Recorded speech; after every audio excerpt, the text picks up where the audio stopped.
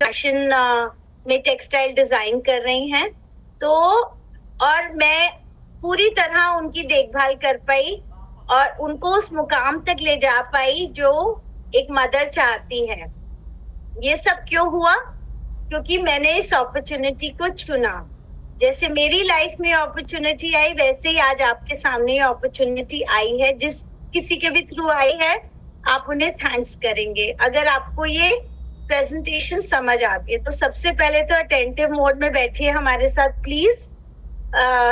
हमारी इस सेशन के दौरान आई वुड रिक्वेस्ट यू कि आप व्हाट्सएप, इंस्टाग्राम या और सोशल मीडिया प्लेटफॉर्म्स पे ध्यान ना दें, क्योंकि हो सकता है कोई जरूरी बात है जो आपकी पकड़ से निकल जाए।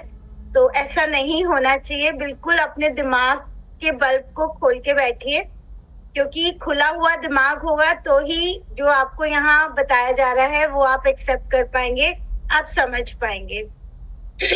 आज मैं अगर अपने बारे में बात करूं तो मैं एक बहुत बेहतरीन जिंदगी जीती हूँ, ट्रैवल करती हूँ, रनर हूँ, साइकिलिस्ट हूँ और साथ ही साथ लोगों की हेल्प करती हूँ उनकी लाइफ चेंज करने में। जैसे मेरी जिंदगी बदली, वैसे ही मैं उनकी जिंदगी बदलने में उनकी मदद करती हूँ।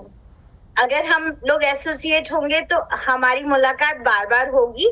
तो चलिए आगे चलते हैं। कोशिश करूंगी कि आपको मैं इस अपॉर्चुनिटी के बारे में ठीक से बता पाऊं, लेकिन आपको अपनी नोटबुक और पेन साथ में रखना है। जो भी चीज आपको अच्छी लगे या आपके मन में कोई सवाल आए उसे लिखिए, चैट बॉक्स में पूछिए। तो कोशिश करेंगे उसके बारे में बात करने के लिए। जो भी अपॉर्चुनिटी आप यहाँ देखने आए हैं, यकीनन आप कहीं ना कहीं उससे पैसे कमाना चाहते हैं। चलिए मैं अपनी प्रेजेंटेशन को पहले शेयर कर दूं आपके साथ।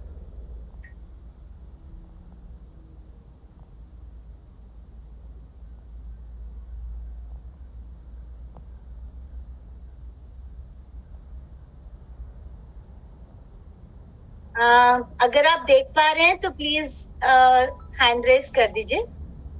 हाँ जी, okay okay fine. Let's go. Hello. रही है उसका सिस्टम सही होना चाहिए और सही स्किल्स के साथ हम उस अपॉर्चुनिटी को पूरा उसको हम कैश कर सकते हैं। साथ ही साथ क्योंकि ये एक नया सिस्टम है आपके लिए, एक नया प्लेटफॉर्म है, इसमें आपका हाथ पकड़ के चलने वाला एक कोच चाहिए, एक गुरु चाहिए, एक मेंटोर चाहिए जो आपको हर कदम पर आपका सहयोग करे और आपको जो भी दिक्कतें आए उसमें आगे लेके चले। ये वेबिनार किसके लिए है? ये वेबिनार आपके लिए है। You are the most important person for us right now. और जैसे मैंने कहा, हो सकता है आप एक स्टूडेंट हो सकते हैं, हो सकता है आप एक महिला हैं, हो सकता है आप एक जॉब में हैं, हो सकता है आप एक बिजनेस एंटरप्रेन्योर हैं। जो भी है, ये अपॉर्चुनिटी और ये प्लेटफॉर्म सभी के लिए है। तो आपका एक बार फिर स्वागत करती हूँ।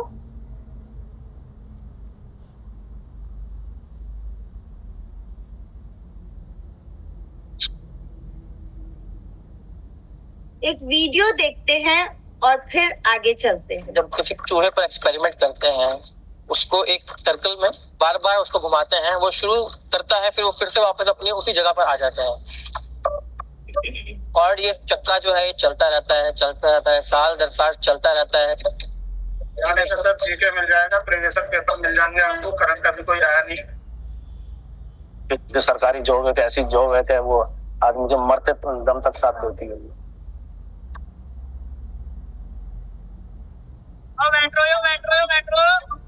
वो सोचता है कि मैं घर जाके क्या बोलूंगा, मैंने इतना पैसा लगवा दिया, हॉस्टल लिया, कम से कम एक जॉब तो लेके जाऊंगा।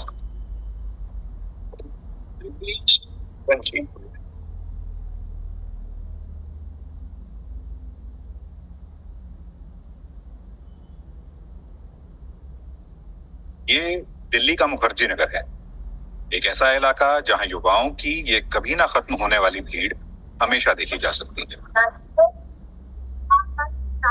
कंधों पर बस्ते टांगे, किताबों की दुकानें छानते और कोचिंग सेंटरों के चक्कर लगाते ये हजारों युवा एक ही सपना देखते हैं, एक अच्छी सरकारी नौकरी हासिल करने का। लेकिन मुखर्जी नगर की बात कुछ देर में।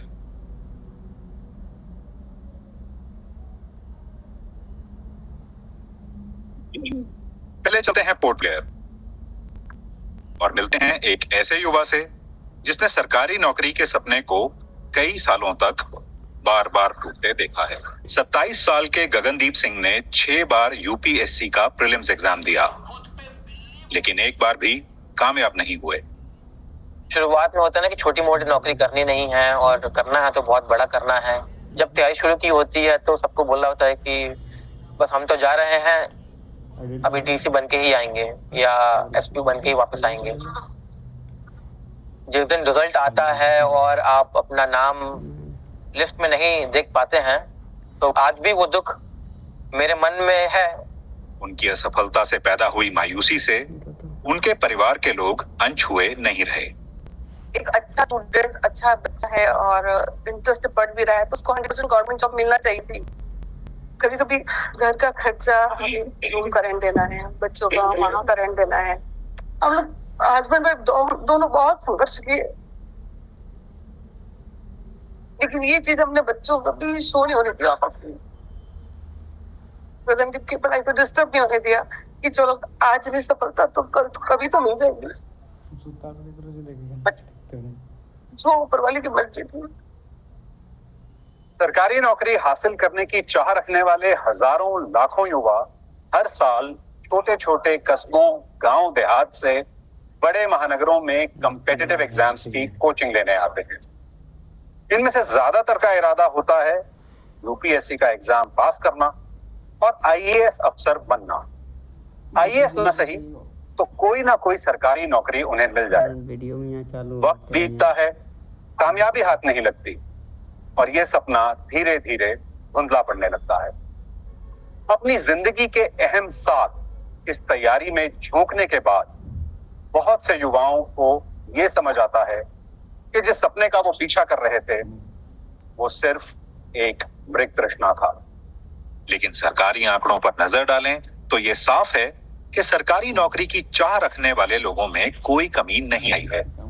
संसद में दी गई जानकारी के मुताबिक साल 2014 से 2022 के बीच करीब 22 करोड़ लोगों ने केंद्रीय सरकारी नौकरियों के लिए आवेदन किया। इसी अवधि में जिन लोगों को सरकारी नौकरी के योग्य पाया गया उनकी संख्या मात्र 7 लाख के आसपास थी। यानी कुल आवेदकों में से जिन लोगों को सरकारी नौकरी मिली उनकी संख्या 1% भी नहीं थी। तो बड़ा सवाल एक ही है, सरकारी नौकरी के लिए ऐसी होड़ क्यों? जब आप नौकरी के बारे में सोचते हैं, आप इन सब चीजों के बारे में सोचें, तनख्वाह के बारे में सोचें, जो security, work hours, work conditions, benefits. अगर आप देश में आज देखें तो इस तरह की अच्छी नौकरी कहाँ मिलेगी?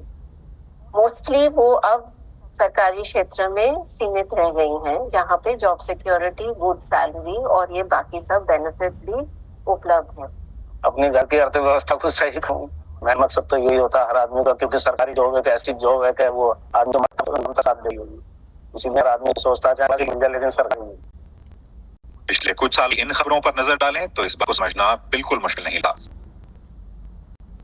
जहां एक तरफ लाखों नौकरियां खाली पड़ी रहती हैं, वहीं एक नया ट्रेंड भी दिखने लगा है, नौकरियों को एड हॉक बेसिस पर भरने का। एक ना एक दिन परमानेंट हो जाने की उम्मीद में बहुत से युवा ये एड हॉक करने लगे हैं। लेकिन जब एड हॉक नौकरी परमानेंट में बदलने की है तो कई जिंदगियां बिखर जाती हैं। 8 साल तक उन्होंने यहाँ पर एड हॉक पढ़ाया। 2023 में जाके जब ऐसा हुआ कि परमानेंट प्रोफेसर्स के लिए होने लगे, सीट्स के अगेंस्ट वैकेंसीज थी, उनके इंटरव्यूज कंडक्ट होने लगे। इंटरव्यू हुआ, 4 मिनट का इंटरव्यू हुआ एंड उनको बोल दिया गया कि अब आप घर जा सकते हैं, आपके लिए स्पेस नहीं है इस कॉलेज में।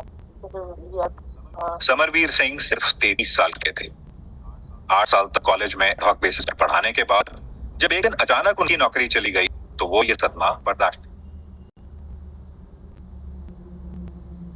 किसी चूहे पर एक्सपेरिमेंट कर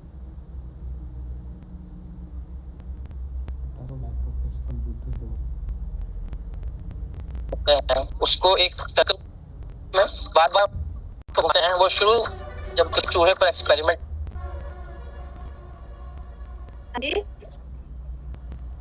आगे चलेगा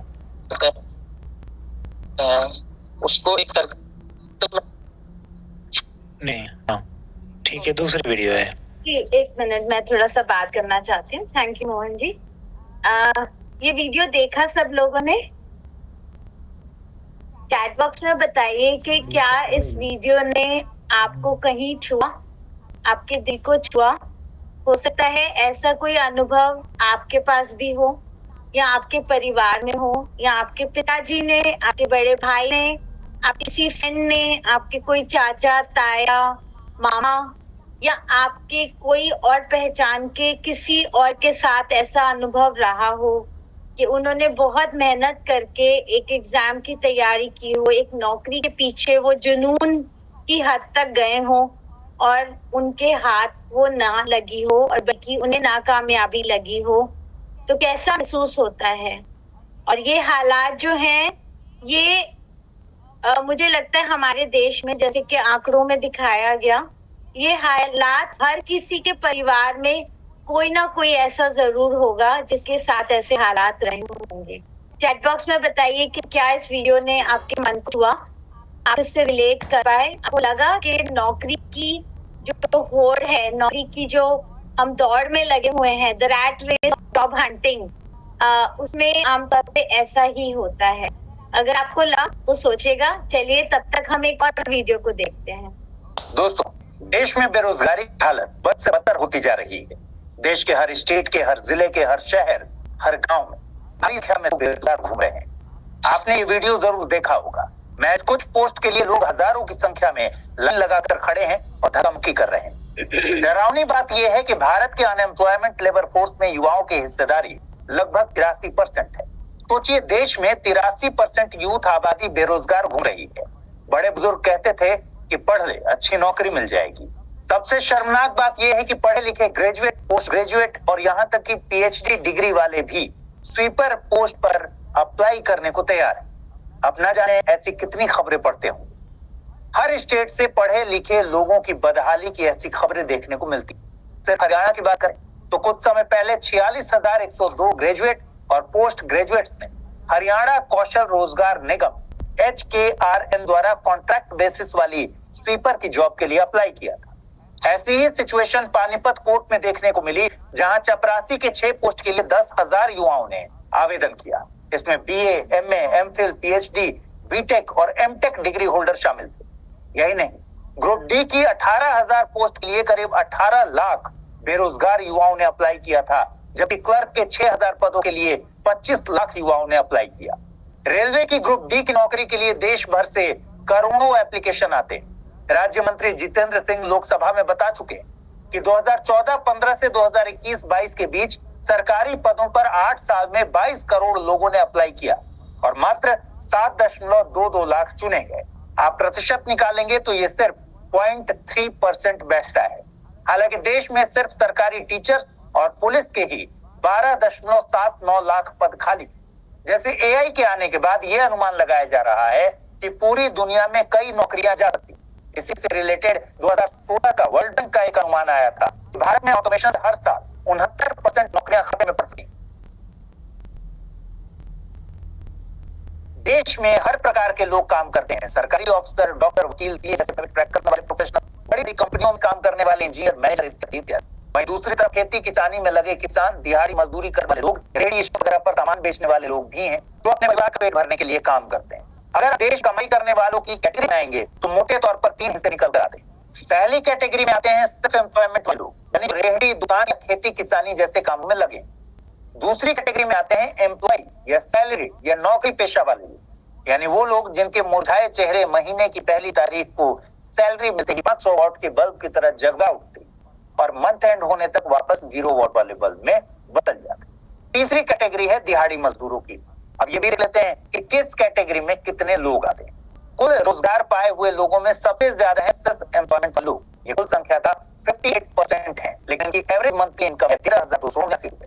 वहीं नौकरी पेशा वालों की हिस्सेदारी 22% है और ये हर महीने एवरेज 20,702 रुपए कमाते हैं। अब बचे तीसरी कैटेगरी के लोग, यानी दिहाड़ी मजदूर। इनकी हिस्सेदारी लगभग नौकरी पेशा वालों के बराबर ही है, यानी ये 20% है, लेकिन इनकी रोजाना औसत कमाई 418 रुपए है, यानी 30 दिन के हिसाब से महीने का 12,540 रुपए। इस हिसाब से दिहाड़ी मजदूरों की एवरेज मंथली कमाई और सेल्फ एम्प्लॉयमेंट वालों की एवरेज मंथली कमाई में 739 रुपए का ही अंतर है। एक बड़ा अंतर ये भी है कि जो लोग रोजगार में हैं, उनमें भी 78% की कमाई 14,000 रुपए महीना भी नहीं है, यानी कुल रोजगार वालों में से 22% की 14,000 रुपए महीने से ऊपर मार रहे हैं। हालांकि कमाई करने वालों में सबसे ज्यादा हिस्सेदारी सेल्फ एम्प्लॉयमेंट वालों की है, मगर इनकी औसत मासिक आमदनी नौकरी पेशा वालों के मुकाबले 7,423 है कम। वहीं अगर काम के घंटों की बात करेंगे तो नौकरी पेशा वाले लोग सबसे ज्यादा काम कर रहे हैं, हफ्ते में सबसे ज्यादा 48.2 घंटे काम करते हैं। वहीं सेल्फ एम्प्लॉयमेंट वाले हफ्ते में 39.6 घंटे और दिहाड़ी मजदूर 39.7 घंटे काम करते हैं। अब एक और डेटा आपको बताएंगे जिससे शायद आपका इंडियन एजुकेशन सिस्टम पर भरोसा डगमग। दरअसल पीरियोडिक लेबर फोर्स सर्वे 2023-24 की रिपोर्ट बताती है कि बिना पढ़े लिखे लोगों में से कुल 59.6% के पास काम है, रोजगार है। वहीं कुल ग्रेजुएट लोगों में से केवल 57.5% को ही काम है और बाकी की ग्रेजुएट बेरोजगार घूम रहे हैं। ये रिपोर्ट कहती है कि ऐसे लोग 5वीं तक पढ़े हैं उनमें 68.5% के पास काम है, जो 8वीं तक पढ़े हैं उनमें 60.7% कामकाजी हैं, जो 10वीं तक पढ़े हैं उन्हें 49.7% लोग रोजगार नहीं है और जो 12वीं तक पढ़े हैं उन्हें 45.9% के पास रोजगार है। वहीं 57.5% ग्रेजुएट्स के पास काम अवेलेबल। यानी इन आंकड़ों से पता चलता है कि रोजगार के मामले में ग्रेजुएट 5वीं और 8वीं पास वालों से पीछे खड़े हैं। स्थिति बहुत शर्मनाक है। दोस्तों, देश में बेरोजगारी की हालत दोस्तों काफी दर्दनाक सिचुएशन है और दिल भारी हो जाता है ये सब देखकर। और जैसे कि मैंने बोला कि हो सकता है इसमें जो दर्द दिखा है वीडियो में, दोनों वीडियो में, उसे आप कहीं ना कहीं रिलेट कर पाए हो। तो क्या सोल्यूशन है, कैसे रोके इस दौर को, कैसे रोके, क्या सोल्यूशन है? क्या हम सब सरकारी नौकरी या प्राइवेट नौकरी के ही पीछे भागते रहेंगे और हमारे जो ब्राइट या नौजवान है वो इसी तरह मायूसी में रहेंगे और ओवरवर्क रहेंगे और कहीं ना कहीं हिम्मत छोड़कर कई बार सुसाइड कर लेते हैं? जैसे कि कुछ डाटा मैं आप लोग के साथ शेयर करना चाहती हूँ कि हर साल तकरीबन 7,20,000 लोग सुसाइड कर लेते हैं और उनमें से ज्यादा जो लोग हैं वो 15 से 29 उम्र बीच के होते हैं। तो सोचिए कितनी दर्दनाक बात है कि हमारा जो फ्यूचर ऑफ आवर यूथ वो अपनी जिंदगी को दांव पर लगा देता है क्योंकि वो इस मायूसी को झेल नहीं पाता। दिल भर आता है, लेकिन इसका सोल्यूशन क्या है? हम सोल्यूशन के बारे में भी बात करना चाहते हैं। हम सिर्फ आपको प्रॉब्लम नहीं दिखाना चाहते हैं, हम आपको सोल्यूशन भी देना चाहते हैं। तो इसका सोल्यूशन है कि हम एक दूसरे का हाथ थामें और एक दूसरे की ताकत बने। इसके लिए मैं आपको आज द हेल्पिंग हैंड नेटवर्क के बारे में बताना चाहती हूँ। एक और एक मिलकर 11 होते हैं, ये कहावत हम सबने सुनी है, लेकिन जो मैं आज आपको अपॉर्चुनिटी बताने वाली हूँ वो इस कहावत को सार्थक करती है। अगर हम सब एक दूसरे के साथ जुड़ के, एक दूसरे के साथ मिलके, एक दूसरे को सपोर्ट करके काम करें तो हम इस प्रॉब्लम का सोल्यूशन निकाल सकते हैं। क्या सोल्यूशन है? हमें अपना नेटवर्क बनाना होगा। नेटवर्क का मतलब हमें अपना ऑर्गेनाइजेशन बनाना होगा, हमें अपने साथ लोगों को जोड़ना होगा और अपनी एक नेटवर्क हमारी क्रिएट हो जाएगी। जैसे कि फॉर एग्जाम्पल हम सबने अंबानी का नाम सुना है, टाटा बिरला का नाम सुना है। ये जब शुरुआत की इन्होंने कैसे शुरुआत की? बहुत छोटे स्तर पे शुरुआत की, लेकिन धीरे धीरे इन्होंने अपना नेटवर्क बढ़ाया। 1 के साथ 2 हुए, 2 के साथ 3 हुए, 3 के साथ 5 हुए, 5 के साथ 10 हुए, 10 के 20, 20 के 40 और 40 के 80 और फिर ये नेटवर्क रुका नहीं और उसी से उनकी नेटवर्थ आज कई सालों बाद हमें दिखती है। डेफिनेटली आपको और समझने की जरूरत है, तो चलिए आगे चलते हैं। जब हम बात करते हैं कि इंडिया की बात करते हैं, जो हमारा देश है, यहाँ बहुत ज्यादा जनसंख्या है।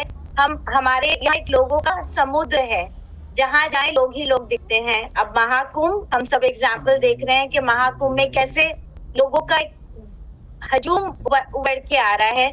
तो जैसा हमारा देश है, एक महान देश है, एक विशाल देश है, इसमें 2 ट्रेंड्स बहुत साफ तौर पे दिख रहे हैं और आई एम श्योर कि आपने भी इसे नोटिस किया होगा। पहला ट्रेंड है हेल्थ और न्यूट्रिशन का, जो 2020 में था 80,000 करोड़ का। हेल्थ मतलब स्वास्थ्य और न्यूट्रिशन मतलब पोषण। तो अपनी सेहत और अपने पोषण का ध्यान रखने का जो एक जागरूकता बढ़ रही है, जो एक अवेयरनेस बढ़ रही है, उससे एक मार्केट क्रिएट हुई है, एक बिजनेस क्रिएट हो रहा है जो 80,000 करोड़ का था 2020 में, और 2028 तक ये ऑलमोस्ट डबल होने वाला है, 1.5 लाख करोड़ का होने वाला है। राइट। एक और ट्रेंड है जो बहुत तेजी से उभर कर आया, जो उभरा कोविड के समय से, जो है डिजिटल नेटवर्क मार्केटिंग। 2020 में इसने क्रॉस की 19,000 करोड़। डिजिटल नेटवर्क मार्केटिंग क्या है, इसके बारे में हम आगे बात करेंगे। और ये 2025 जो ये साल चल रहा है, तब तक कितना होने वाला है, ये ऑलमोस्ट 4 गुना बढ़ने वाला है, 64,000 करोड़ ऑलमोस्ट ऐसी टच कर चुका है। तो 2 तरह की चीजें हमारे देश में बढ़ी हैं, एक है न्यूट्रिशन और एक है डिजिटल नेटवर्क मार्केटिंग। ये मैं नहीं कह रही हूँ, ये बहुत जो सिद्ध फाइनेंशियल फोरकास्ट करते हैं, जो देशों और दुनिया का फाइनेंशियल भविष्य बताते हैं, ये उनका कथन है। तो इसका सोल्यूशन क्या है? जो हमने 2 इमर्जिंग ट्रेंड्स देखे, इनका एक जो गठजोड़ है, जो इनका एक आपस में मिलके ये क्या क्रिएट कर रहे हैं, ये आपके लिए क्रिएट कर रहे हैं एक हेल्पिंग हैंड नेटवर्क, एक डायरेक्ट सेलिंग नेटवर्क, जिसको हम नेटवर्क मार्केटिंग कहते हैं। इसका सोल्यूशन है नेटवर्क मार्केटिंग, क्योंकि मिस्टर अमिताभ कांत जो IAS ऑफिसर हैं, उनका कहना है कि डायरेक्ट सेलिंग के जो प्रोफेशनल्स हैं, जो लोग डायरेक्ट सेलिंग में काम करते हैं, ये एक बहुत रिस्पेक्टेबल प्रोफेशन है, क्योंकि वो ही देश की इकोनॉमी को तेजी देते हैं, उसे बढ़ाते हैं। हम इसके बारे में और समझेंगे कि नेटवर्क मार्केटिंग क्या है। और नेटवर्क मार्केटिंग, जिसे डायरेक्ट सेलिंग कहा जाता है, इसको हमारी सरकार ने, हमारी यूनिवर्सिटी ने भी अभी बहुत रिस्पेक्टफुली इसे देखा जाता है और इसे बहुत मान्यता दी गई है। डायरेक्ट सेलिंग का वो देखिए कि एडिशन से आप बचते हैं और पोस्ट ग्रेजुएट डिप्लोमा कर सकते हैं। शालोनी यूनिवर्सिटी में इसका पोस्ट ग्रेजुएट डिप्लोमा है। साथ ही साथ नेटवर्क मार्केटिंग कंपनी के बारे में एक बहुत महत्वपूर्ण व्यक्तित्व है मिस्टर विवेक बिंद्रा। चलिए उन्हें सुनते हैं। थोड़ा सा मैं चाहती हूँ आप इसको समझें, समय लगेगा, लेकिन हम आपके साथ हैं। Try and understand and will make compounding effect, Einstein says compounding interest is the wonder of the world. अगर आप उदाहरण लीजिए, अनाज खेती करें या आम का खेत बनाएं, अनाज अगर आप उगाएंगे 4 महीने लगेंगे, आम की गुठली बोते 8 साल लग जाएंगे। अनाज तो फट मिल जाएगा, आपका काम खत्म, 4 महीने में दोबारा प्रोसेस चालू। लेकिन आम की गुठली एक बार हुई, 4 साल तक सकता है कुछ ना मिले आपको, लेकिन उसके बाद मिला तो अगले 200 साल तक आम मिलता रहेगा, मिलता रहेगा, मिलता रहेगा, मिलता रहेगा। यही है नेटवर्क मार्केटिंग। लोग आपको कहते हैं काम करता है, power of compounding compounding interest is the 8th wonder of the world. अगर आप उदाहरण लीजिए, अनाज की खेती कर लें या आम का खेत बनाएं, अनाज अगर आप उगाएंगे 4 महीने लगेंगे, आम की गुठली बोते 8 साल लग जाएंगे। अनाज तो फट मिल जाएगा, आपका खत्म, 4 महीने में दोबारा प्रोसेस चालू। लेकिन आम की गुठली एक बार हुई, 4 साल तक हो सकता है कुछ ना मिले आपको, लेकिन उसके बाद मिला तो अगले 200 साल तक आम मिलता रहेगा, मिलता रहेगा, मिलता रहेगा, मिलता रहेगा। यही है नेटवर्क मार्केटिंग। लोग आपको कहते चलिए 1 घंटा कहाँ चलेगा, हम लोग का 40 मिनट कंपाउंडिंग काम करता है। मैंने इस वीडियो को जानबूझ के 2 बार चलाया, मैं चाहती थी कि आप इस कॉन्सेप्ट को समझें। अगर आपको ये समझ आया तो चैट बॉक्स में लिखिए कि आपको क्या समझ आया। इंटरेस्ट लगता है, देखो आपको समझ आया कि गेहूं की खेती आपको फटाफट रिजल्ट लेगी, लेकिन अगर आप एक कोई बीज उगा देंगे, एक पेड़ बनाएंगे, तो वो आपको सालों साल, हो सकता है ताउम्र, और आपकी आने वाली जनरेशंस को भी फल मिलता रहे, ढेरों, इतना कि आप संभाल नहीं पाएंगे। राइट। तो आज हम आपको इसी तरह के कॉन्सेप्ट के बारे में बताने वाले हैं, जो एक नेटवर्क मार्केटिंग का कॉन्सेप्ट है। और इसके लिए जो मैं ग्रुप को आपको इंट्रोड्यूस करना चाहती हूँ, उस ग्रुप का नाम है the TFT global business platform. ये हमारी मिशन स्टेटमेंट है, एक ऐसा ग्रुप जो पिछले 20 सालों से लोगों की जिंदगी बदल रहा है, उनकी हेल्थ और वेल्थ को बदल रहा है। एक ऐसी कम्युनिटी, हेल्पिंग हैंड कम्युनिटी, जो एक दूसरे के साथ मिलके हर सोल्यूशन को निकालते हैं, आपको नए से नए टूल्स देते हैं और ऐसा सपोर्ट देते हैं